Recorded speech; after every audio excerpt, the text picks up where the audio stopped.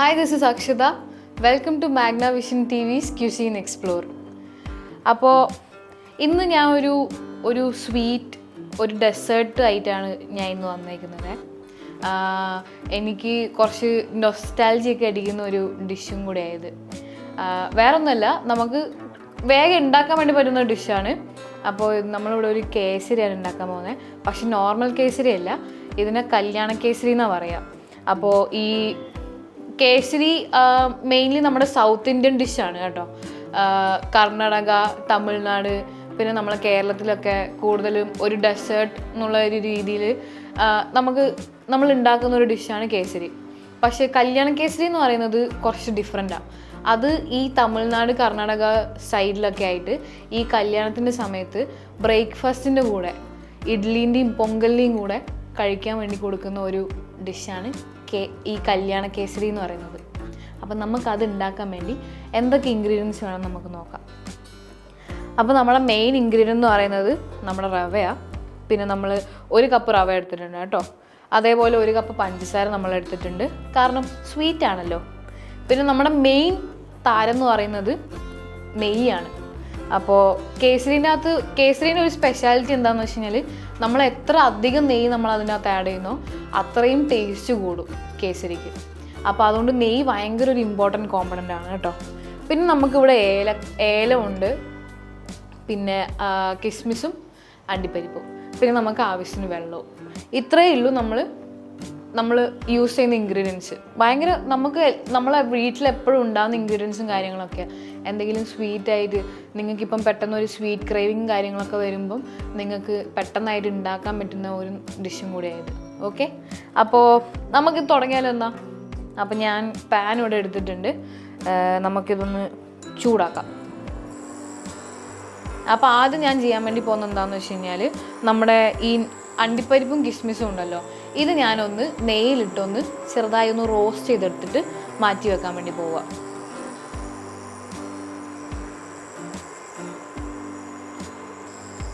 അപ്പോൾ നമ്മുടെ പാൻ ചൂടായി വന്നിട്ടുണ്ട്. നമുക്കിതിൻ്റെ അകത്തേക്ക് നമ്മുടെ നെയ്യ് ആഡ് ചെയ്ത് കൊടുക്കാം.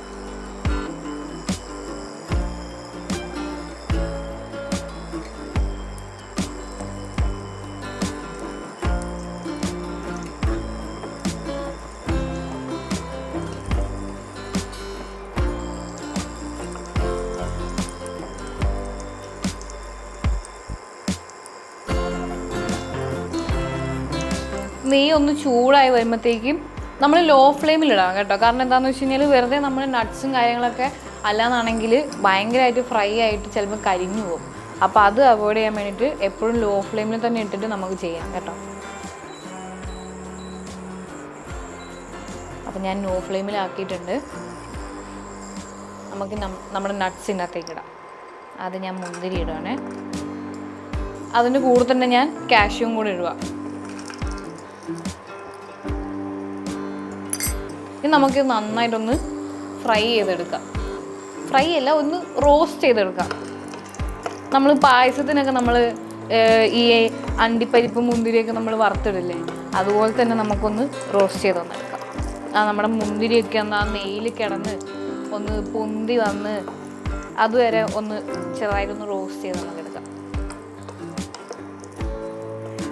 ഈ കേസരി ശരിക്കും പറഞ്ഞു കഴിഞ്ഞാലുണ്ടല്ലോ, നമ്മളിപ്പം ഇവിടെ സൗത്ത് ഇന്ത്യയിൽ വരുമ്പോഴാണ് കേസരി എന്ന് പറഞ്ഞിട്ട് ഇങ്ങനെ കാണാൻ വേണ്ടി കിട്ടുന്നത്. പക്ഷെ നമ്മൾ നോർത്ത് ഇന്ത്യയിലേക്ക് പോയി കഴിഞ്ഞാൽ ഈ കേസരി തന്നെ, അതായത് സെയിം ഇൻഗ്രീഡിയൻസ്, പക്ഷേ വേറെ വേറെ ഫുഡ് കളറും കാര്യങ്ങളൊക്കെ യൂസ് ചെയ്തിട്ട് ഒരുപാട് ഡിഫറെൻറ്റ് പേരിൽ ഒരുപാട് ഡിഷസ് ആയിട്ട്, അല്ലെങ്കിൽ ഒരുപാട് ഡെസേർട്ട്സും സ്വീറ്റ്സും ഒക്കെ ആയിട്ട് നമുക്ക് നോർത്ത് ഇന്ത്യയിലേക്ക് പോയി കഴിഞ്ഞാൽ കാണാൻ വേണ്ടി പറ്റും.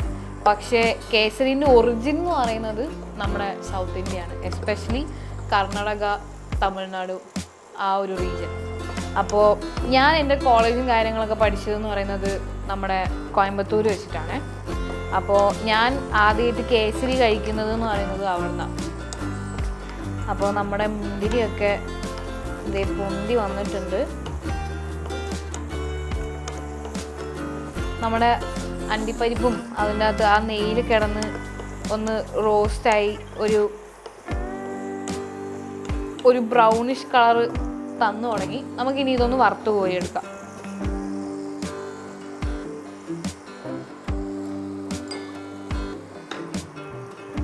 ബാക്കി നെയ്യ് നമുക്ക് അവിടെ വെക്കാം കേട്ടോ, ആവശ്യം വരും, ഞാൻ പറയാം.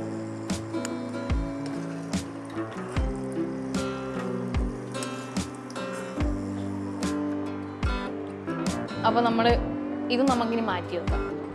ഇനി നമ്മുടെ അടുത്ത ഇൻഗ്രീഡിയൻ്റായ റവ നമ്മൾ ഈ സെയിം നെയ്യിലേക്ക് ഇട്ടിട്ട് ഒന്ന് റോസ്റ്റ് ചെയ്തെടുക്കാം.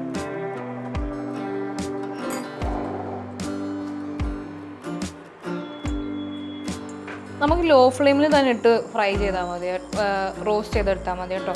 ഇത് ഓൾറെഡി ഒരു പ്രാവശ്യം റോസ്റ്റ് ചെയ്തതാണ്. പക്ഷേ നമ്മുടെ കേസരിന് ടേസ്റ്റും കാര്യങ്ങളൊക്കെ കൂട്ടാൻ വേണ്ടിയിട്ടാണ് ഞാൻ നെയ്യിലിട്ട് ഒന്നും കൂടെ റോസ്റ്റ് ചെയ്തെടുക്കുന്നത്. അപ്പോൾ നമുക്ക് നമ്മുടെ റവ ഇട്ട് കൊടുക്കാം.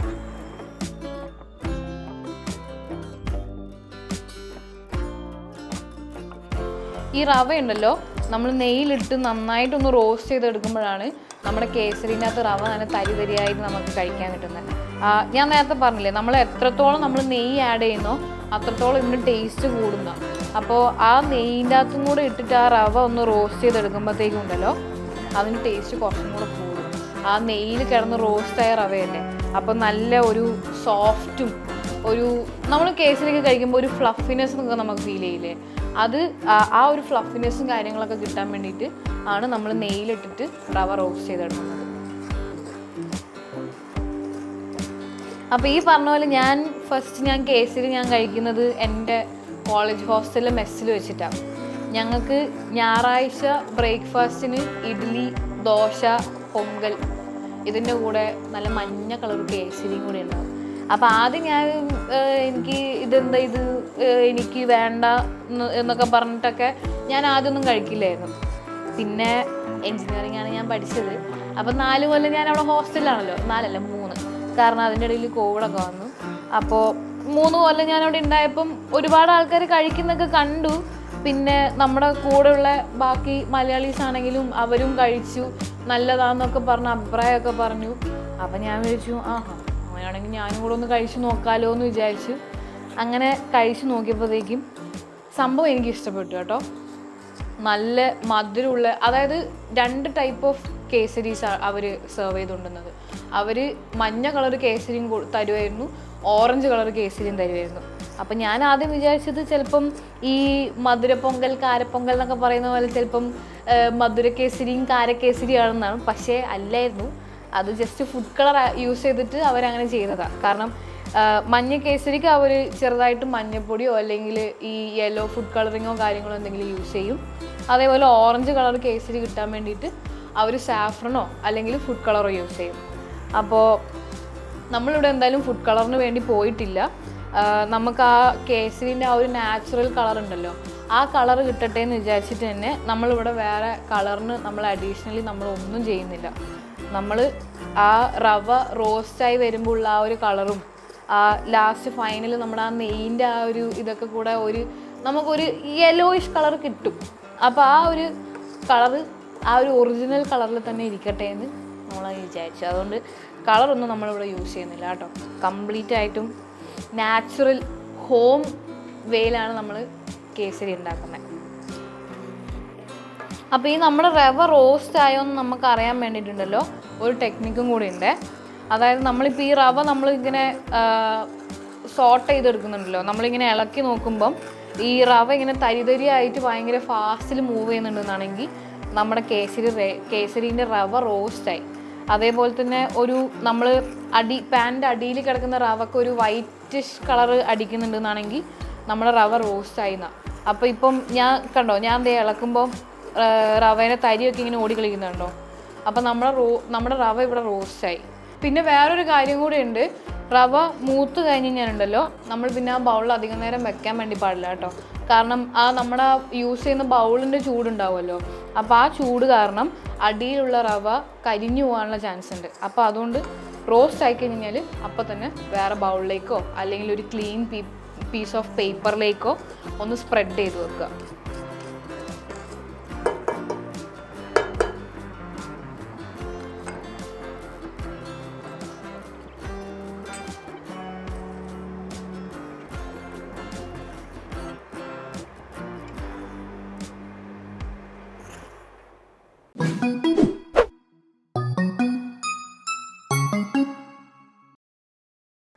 അപ്പോൾ നമ്മൾ റവ മാറ്റി വെച്ചിട്ടുണ്ട്. ഇനി നമ്മൾ നമ്മുടെ നെക്സ്റ്റ് പ്രോസസ്സിലേക്ക് നമ്മൾ പോവുകയാണ്. നമ്മൾ ആ റവയൊക്കെ വറുത്തില്ലേ, ആ സെയിം പാൻ തന്നെയാണ് ഞാൻ എടുക്കുന്നത്. ഞാൻ കഴുകിയിട്ട് ഒന്നും ഇല്ല.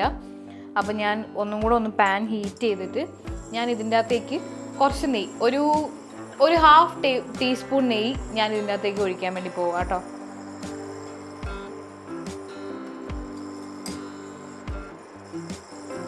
നമ്മൾ എന്നിട്ട് ഈ നെയ്യിൻ്റെ അകത്ത് നമ്മുടെ ഷുഗർ സിറപ്പ് ഉണ്ടാക്കാൻ വേണ്ടി പോവുക നമ്മൾ.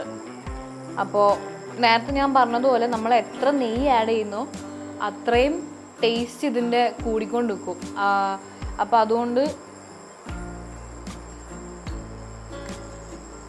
ഞാനൊരു ഇപ്പോൾ തൽക്കാലത്തേക്ക് ഒരു ഹാഫ് ടീസ്പൂൺ നെയ്യ് ഞാനിപ്പോൾ ഇവിടെ എടുത്തിട്ടുണ്ട്.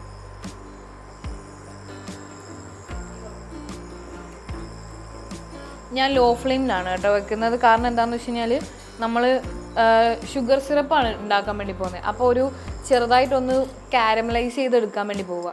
അപ്പം ഞാൻ എടുക്കുന്ന കണക്ക് എങ്ങനെയാണെന്ന് വെച്ച് കഴിഞ്ഞാൽ ഞാനിപ്പോൾ ഇവിടെ 1 കപ്പ് പഞ്ചസാര എടുത്തേക്കുന്നത്. പക്ഷേ 1 കപ്പ് ഞാനിപ്പോൾ എടുക്കുന്നില്ല ഫുള്ളായിട്ട്. ഞാൻ ഇതിൻ്റെ ഒരു 3/4 പാർട്ട് മാത്രമേ ഞാനിപ്പോൾ എടുക്കുന്നുള്ളൂ. അപ്പോൾ അത്രയും പഞ്ചസാര അലിഞ്ഞ് കിട്ടാൻ വേണ്ടി ഒരു 4 ടേബിൾ സ്പൂൺ വെള്ളം വീതം ഞാൻ ഇതിൻ്റെ അകത്തേക്ക് ഒഴിക്കും ആ പഞ്ചസാരയുടെ കൂടെ. എന്നിട്ട് അത് ഞാൻ നല്ല രീതിയിൽ ലോ ഫ്ലെയിമിൽ ഒന്ന് കാരമലൈസ് ചെയ്ത് ബബിളായി തുടങ്ങും. ഒരു ലൈറ്റ് ഗോൾഡൻ കളറൊക്കെ വരുമ്പോഴത്തേക്കും നമ്മുടെ ഷുഗർ സിറപ്പ് നമ്മൾ റെഡിയാവും. അപ്പോൾ ഇനി നമ്മുടെ നെയ്യ് ചൂടായിട്ടുണ്ട്. ഇതിൻ്റെ അകത്തേക്ക് ഞാൻ നമ്മുടെ പഞ്ചസാര ഇടുകയാണേ.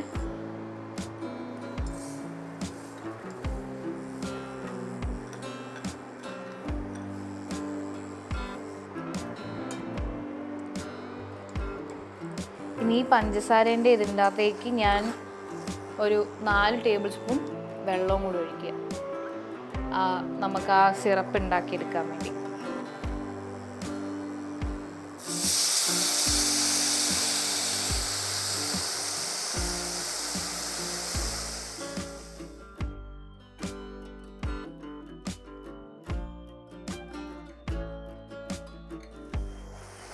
ഇത് പയ്യെ ചെയ്യേണ്ട ഒരു പ്രോസസ്സാണ് കേട്ടോ. ലോ ഫ്ലെയിമിൽ ഇട്ടിട്ട് അധികം തിരക്കും കാര്യങ്ങളൊന്നുമില്ല, നമുക്ക് ഒരു സ്ലോ പ്രോസസ്സാണിത്. കാരണം എന്താണെന്ന് വെച്ച് കഴിഞ്ഞാൽ നമ്മൾ ഷുഗർ കാരമലൈസ് ചെയ്യുവാണ്. അപ്പം നമുക്കറിയാമല്ലോ, ഷുഗർ വാക്സിങ്ങും കാര്യങ്ങളൊക്കെ കേട്ടിട്ടുണ്ടല്ലോ അല്ലേ. പഞ്ചസാര അലിഞ്ഞ് കഴിയുമ്പോഴത്തേക്കും അത് ഭയങ്കര സ്റ്റിക്കി ആകും. അപ്പോൾ നമ്മൾ ഈ കാരമലൈസ് ചെയ്യുമ്പോൾ ഉള്ള പ്രശ്നം എന്താണെന്ന് വെച്ച് കഴിഞ്ഞാൽ ഇത് കുറച്ച് കെയർഫുള്ളായിട്ട് ചെയ്യേണ്ട ഒരു കാര്യമാണ്. കാരണം ഈ ഷുഗർ മെൽറ്റ് ആവുന്ന ആ കാരമലൈസ് ആവുന്ന ടെമ്പറേച്ചർ എന്ന് പറയുന്നത് അത് ഭയങ്കര ഹൈ ആണ്. അപ്പോൾ ഇപ്പം പെട്ടെന്ന് ധൃതി പിടിച്ച രീതിയിൽ നമ്മൾ ചെയ്യുവാണ്, അതിൻ്റെ ഇടയിൽ പെട്ടെന്ന് നമ്മൾ തൊട്ട് നോക്കുമോ അല്ലെങ്കിൽ കയ്യിലേക്ക് തെറിക്കുകയോ എന്തെങ്കിലും ചെയ്ത് കഴിഞ്ഞാൽ ഒന്നാമത്തെ കാര്യം ഇറ്റ് ഈസ് സ്റ്റിക്കി. അപ്പോൾ നമ്മുടെ കയ്യിലോ അല്ലെങ്കിൽ നമ്മുടെ സ്കിന്നിലോ എവിടെയെങ്കിലും ആ ഷുഗർ സിറപ്പോ അല്ലെങ്കിൽ എന്തെങ്കിലും പറ്റിക്കഴിഞ്ഞാൽ ആ ഒരു ഏരിയ കംപ്ലീറ്റ് ആയിട്ട് ബേൺ ആവും. കാരണം അത്രയും ഹൈ ടെമ്പറേച്ചറിലാണ് ഷുഗർ മെൽറ്റ് ആവുന്നത്, കാരമലൈസ് ആവുന്നത്. അതുകൂടാണ്ട് ഇത് സ്റ്റിക്കി ആയതുകൊണ്ട് നമ്മുടെ അവിടെ ബേൺ ഉണ്ടല്ലോ, അവിടുത്തെ കംപ്ലീറ്റ് സ്കിന്ന് വരെ പോകും. അപ്പോൾ അതുകൊണ്ട് കാരമലൈസ് ചെയ്യുന്ന സമയത്ത് you should be very careful. പിന്നെ അതുമാത്രമല്ല, ഈ ഒരു മെത്തേഡിൽ നമ്മൾ കാരമലൈസ് ചെയ്യുമ്പം അതിന് ഒരു നമ്മുടെ കേസരീൻ്റെ ആ ഒരു നാച്ചുറൽ കളർ ഉണ്ടല്ലോ, ആ കളറും കൂടി ഇതിൻ്റെ അകത്തേക്ക് കൊണ്ടുവരാൻ വേണ്ടി പറ്റും നമുക്ക്. ആ ഒരു ലൈറ്റ് ഗോൾഡൻ കളർ ഞാൻ പറഞ്ഞില്ലേ, ആ ഒരു കളർ നമ്മുടെ കേസരിക്ക് കിട്ടും. അപ്പോൾ അതും കൂടെ വരാൻ വേണ്ടിയിട്ടാണ് നമ്മൾ ഈ ഒരു രീതിയിൽ കാരമലൈസ് ചെയ്യുന്നത്. ഇല്ലാന്നാണെങ്കിൽ ഇപ്പം നമ്മൾ നോർമലി നമ്മൾ ഉണ്ടാക്കുകയാണെന്നാണെങ്കിൽ കുറച്ച് ഇപ്പം നമുക്ക് റവക്ക് എത്രയാണോ വെള്ളം വേണ്ടത് അത്രയും വെള്ളം നമ്മൾ ഒഴിച്ച് അതിൻ്റെ അകത്തേക്ക് പഞ്ചസാര ഇട്ട് നമുക്ക് പഞ്ചസാര അലിയിച്ചെടുക്കാം. പക്ഷെ അങ്ങനെ ചെയ്ത് കഴിഞ്ഞാലുണ്ടല്ലോ ഞാൻ ഈ പറഞ്ഞ കളറും കാര്യങ്ങളൊന്നും കിട്ടില്ല. പിന്നെ നിങ്ങൾ അഡീഷണലി നിങ്ങൾ കളർ ആഡ് ചെയ്യുകയാണെന്നാണെങ്കിൽ അപ്പോൾ കുഴപ്പമില്ല. പക്ഷെ ഇത് ആ ഒരു നാച്ചുറൽ കളർ കിട്ടാൻ വേണ്ടിയിട്ടാണ് ഇങ്ങനെ ചെയ്യുന്നത്.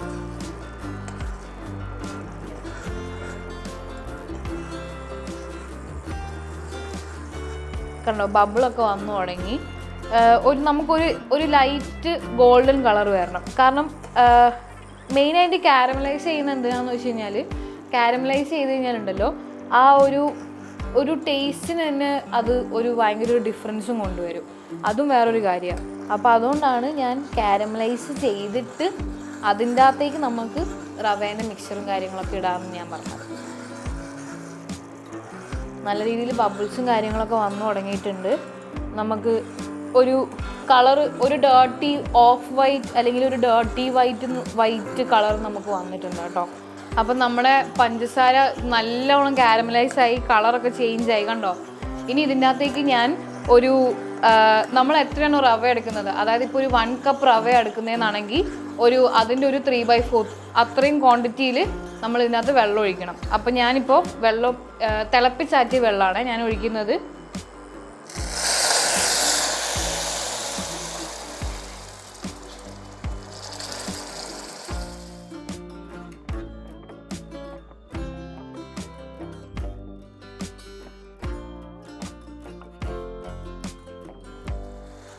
ഒത്തിരി ആയിക്കഴിഞ്ഞാലുണ്ടല്ലോ പഞ്ചസാര കരിഞ്ഞു പോകുന്ന ഒരു സ്മെല്ല് നമുക്ക് വരും. അപ്പോൾ അതുകൊണ്ട് നോക്കി വെള്ളം ഒഴിക്കുക കേട്ടോ.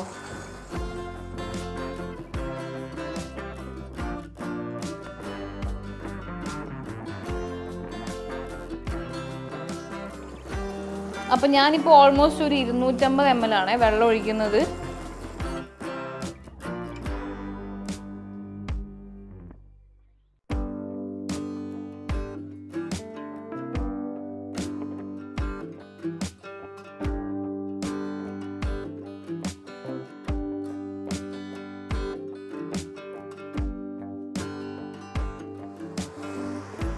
ഞാൻ ഒന്ന് ലോ ഫ്ലെയിമിലാക്കി വെക്കുന്നുണ്ട്.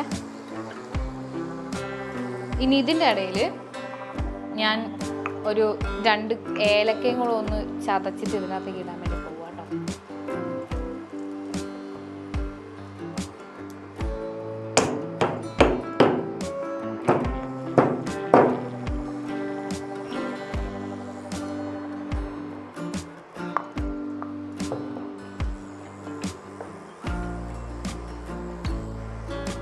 ഇതിപ്പോൾ നമ്മൾ കാരമലൈസ് ചെയ്തതുകൊണ്ട് നമ്മളെ കളറ് കണ്ടോ, ഈ ഒരു കളറിൽ കിട്ടി. ഇനിയിപ്പോൾ നമ്മൾ ഇതിനകത്തേക്ക് റവയും കൂടി ഇടുമ്പോഴത്തേക്കും നമുക്ക് ആ ഒരു യെല്ലോയിഷ് കളറ് നമ്മുടെ കേസരിക്ക് വരും.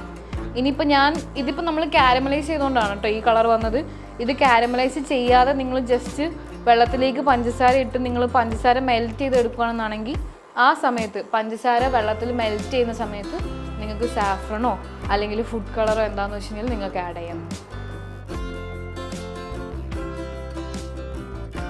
ഇതിപ്പോൾ ആ ഏലക്കേൻ്റെ എസെൻസ് ഒക്കെ ഇറങ്ങി തുടങ്ങി, അതിൻ്റെ ഒരു സ്മെല്ലും ഫ്ലേവറൊക്കെ വന്നു. ഇനി ഇതൊന്നും തിളക്കട്ടെ കേട്ടോ. അപ്പം നമ്മുടെ വെള്ളമൊക്കെ ഒന്ന് തിളച്ച് വരുമ്പോഴത്തേക്കും നമ്മൾ ഇതിൻ്റെ അകത്തേക്ക് പയ്യെ നമ്മുടെ റവ ഇട്ട് കൊടുക്കാം കേട്ടോ.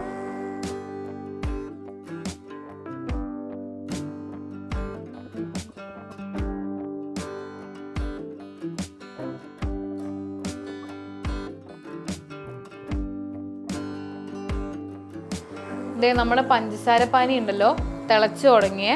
ഇനി നമുക്ക് ഇതിൻ്റെ അകത്ത് റവ കുറച്ചായിട്ട് നമുക്ക് ഇതിൻ്റെ അകത്തേക്ക് ഇട്ട് തുടങ്ങാം.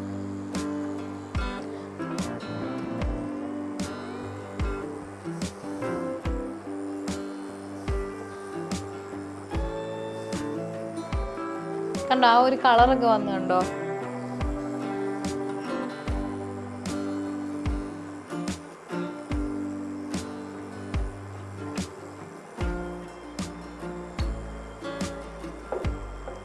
ആ റവയും കൂടി ഇട്ടപ്പോഴത്തേക്കുണ്ടല്ലോ നമ്മളുടെ സത്യം പറഞ്ഞാൽ ഇപ്പം എന്ത് സ്മെല്ലാന്നറിയോ വരുന്നത്, നമ്മുടെ ഒരു അരിയുണ്ടൊക്കെ ഇല്ലേ, അരിയുണ്ടേൻ്റെ ഒക്കെ ഒരു സ്മെല്ലാണ് ഇപ്പം വരുന്നത്.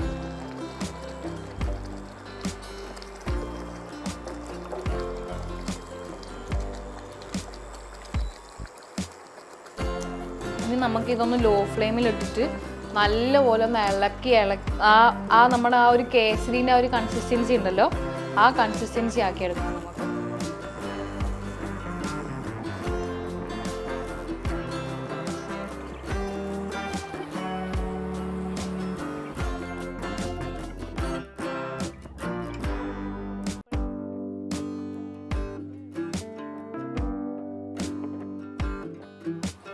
ഈ സമയത്ത് നമ്മൾ നേരത്തെ ഫ്രൈ ചെയ്ത് വെച്ച നമ്മുടെ കാഷ്യൂ കിസ്മിസ് ഒക്കെ ഉണ്ടല്ലോ, അത് നമുക്ക് ഇതിനകത്തേക്ക് ഇടാം.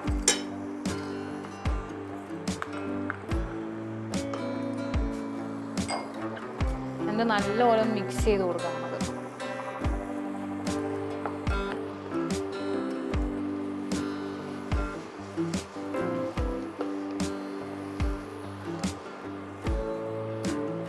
ഈ കേസരിനകത്ത് ഞാൻ വെള്ളം ഒഴിച്ചില്ലേ, ഈ വെള്ളം ഒഴിച്ചതിന് പകരം നമ്മൾ കുറച്ച് അധികം പാലും കൂടെ ഒഴിച്ച് കുറച്ചും കൂടെ ലൂസാക്കി എടുത്തു കഴിഞ്ഞാലുണ്ടല്ലോ നമുക്ക് തരിക്കഞ്ഞി ഉണ്ടാക്കാൻ പറ്റും. അതേപോലെ ഈ വെള്ളം ഈ ഒഴിച്ചതിൻ്റെ അകത്ത് കുറച്ച് വെള്ളം കൂടെ കുറച്ച് ഇതേപോലെ നമ്മൾ റവ ഇതുപോലെ ആക്കി എടുത്തു കഴിഞ്ഞാൽ നമുക്ക് റവ ലഡു ഉണ്ടാക്കാനും പറ്റും.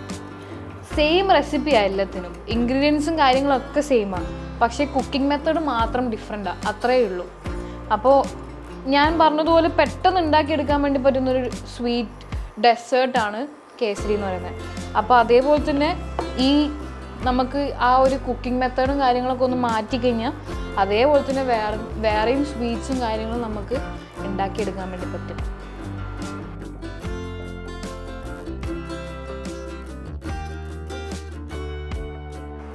അപ്പോൾ നമ്മുടെ കേസരി റെഡി ആയിട്ടുണ്ട് കേട്ടോ. ഈ ഒരു കൺസിസ്റ്റൻസിയിൽ നമുക്ക് കേസരി കിട്ടിയിട്ടുണ്ട്. ഞാൻ ഗ്യാസ് ഓഫാക്കിയിട്ടുണ്ട്, കാരണം അധികം ഓവർ കുക്കായി പോകാണ്ടിരിക്കാൻ വേണ്ടി. ഇനി എന്താ ചെയ്യേണ്ടതെന്ന് വെച്ച് കഴിഞ്ഞാൽ നമുക്ക് ഇഷ്ടമുള്ളൊരു ഷേപ്പുള്ള ഒരു ബൗളോ അല്ലെങ്കിൽ ബേക്കിംഗ് ട്രേയോ അല്ലെങ്കിൽ നമുക്ക് കപ്പ് കേക്കിൻ്റെ ട്രേ ഒക്കെ കിട്ടുമല്ലോ, അപ്പോൾ നിങ്ങൾക്ക് എന്ത് ഷേപ്പാണോ വേണ്ടത് ആ ഷേപ്പിലേക്ക് നമുക്ക് കേസരി നമുക്ക് സെർവ് ചെയ്യാൻ വേണ്ടിയിട്ട് എടുക്കാം. അപ്പോൾ ഞാനിപ്പോൾ ഇവിടെ ഒരു ബൗളിൻ്റെ അകത്ത് കുറച്ച് നെയ്യൊക്കെ തൂത്ത് വെച്ചിട്ടുണ്ട്. അപ്പോൾ ഞാൻ ഇതിൻ്റെ അകത്തേക്ക് ഞാൻ ഈ കേസരി ഒന്ന് മോൾഡ് ചെയ്തെടുക്കാം.